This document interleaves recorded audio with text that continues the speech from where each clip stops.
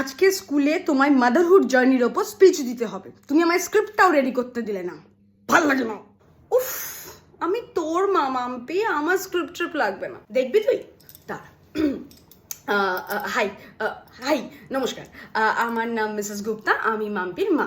ও sorry, আমি Google, আমি Zomato, Swiggy, বাড়ির কুক, বাড়ির house help, EMI reminder, doctor, alarm clock, এই সব কিছু আপনি একই শরীরে পেয়ে যাবেন। আমি একজন মা। শুনতে পাচ্ছেন না আমার কথা? হ্যাঁ, শুনতে পাবেন কি করে? আমার কথা কেউ শুনতে পায় না। মায়েদের কথা কেউ শুনতে পায় নাকি? কেউ শুনতে পায় না। সেদিন দেখছি মাম্পি হাতে ফোনটা নিয়ে একটা ব্লগ করছে, বলছে hi guys, this is a day in my life. 12টার সময় ঘুম থেকে উঠছে। আমি ওকে বললাম, this is not a day in your life, this is a day in coma. তাই না? আমি একজন মা।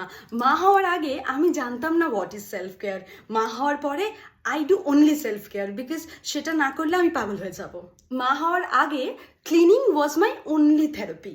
মা হওয়ার পরে একই ঘর 10 বার, 12 বার, 15 বার পরিষ্কার করার পরে I need therapy session post cleaning.